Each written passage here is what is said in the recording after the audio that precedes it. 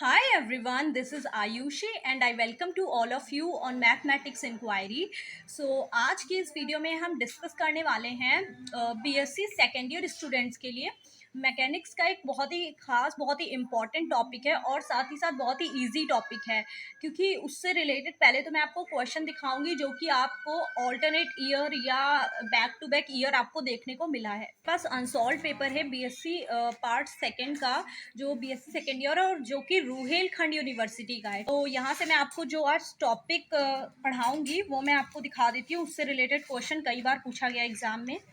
तो ये रहा हमारा पेपर थर्ड मैकेनिक्स, जो कि काफ़ी सारे बच्चे इसकी डिमांड कर रहे थे कि इससे रिलेटेड ही हमें क्वेश्चंस दीजिए, इससे रिलेटेड हमने अभी तक कुछ भी नहीं पढ़ा है। ये देखिए, ये क्वेश्चन आपको शॉर्ट में देखने को मिलता है। Define an apsidal distance and apsidal angle of the central orbit. तो ये आपको क्वेश्चन मिला है 2017 में, और ये 18 का मेरे पास पेपर नहीं है तो मुझे पता नहीं है कि इसमें आया है कि नहीं आया है, और भी किसी ईयर में देखने को मिला है। वो आपके पास अनसॉल्व हो तो आप उससे खुद से देख लीजिएगा, हम टाइम वेस्ट नहीं करेंगे। तो ये रही हमारा क्वेश्चन, जो कि लिखा हुआ है यहाँ पर ऊपर, define an aps apsidal distance and apsidal angle of the central orbit. ठीक है, और इसकी डेफिनेशन है ये इतनी है, और थोड़ी सी यहाँ पे इधर इसकी प्रूविंग दे रखी है, तो इसको आप अच्छे से समझ लीजिएगा और फिर आप इसको प्रिपेयर कर लीजिएगा। ठीक है, तो हम इसको स्टार्ट करते हैं। तो यहाँ पे लिखा हुआ है कि एन एप्स, जो एप्स होता है वो होता क्या है। An apse is a point, एक पॉइंट होता है ऑन ए सेंट्रल ऑर्बिट। एक सेंट्रल ऑर्बिट, जैसे मैकेनिक्स में कई सारे चैप्टर है, वैसे एक स्टार्टिंग में सेंट्रल ऑर्बिट इंट्रोड्यूस भी होता है। An apse is a point on a central orbit at which the radius vector drawn from the centre of the force is a maximum और minimum. The length of the radius vector at such a point is known as apsidal distance.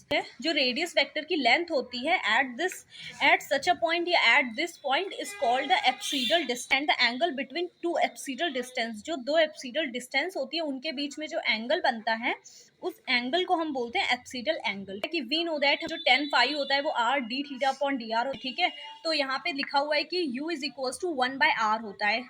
ठीक है, ये तो starting से होता है, इसको हम डी यू के टर्म में लिखते हैं, तो इसको लिख लेते हैं D theta D U into D U upon D R, क्योंकि डी यू से डी यू कैंसिल हो जाएगा तो आपको D theta upon D R वैसे ही मिल जाएगा पहले की तरह।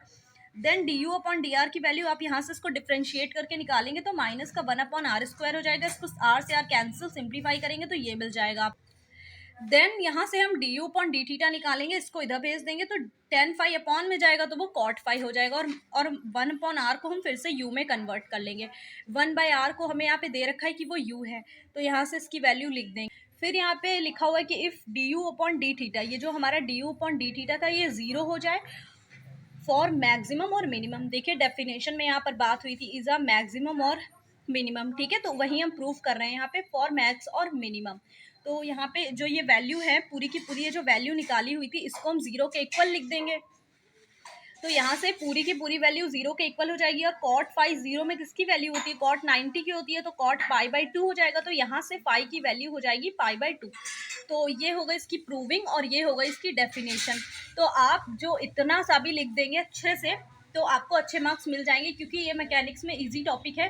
बाकी बहुत से टॉपिक्स हैं पढ़ने के लिए, बट आप पहले ये कोशिश कीजिए, अगर आपने कुछ भी नहीं पढ़ा है अभी तक तो आप अनसॉल्व पेपर से वो क्वेश्चंस पिक कीजिए जो बार बार आ रहे हैं, और जो कि पहले इजी क्वेश्चंस उठाइए, उनको पहले प्रिपेयर कीजिए, ना कि बल्क में क्वेश्चन उठाइए और उनको प्रिपेयर करना स्टार्ट हो जाइए, क्योंकि हर एक टॉपिक के कॉन्सेप्ट है।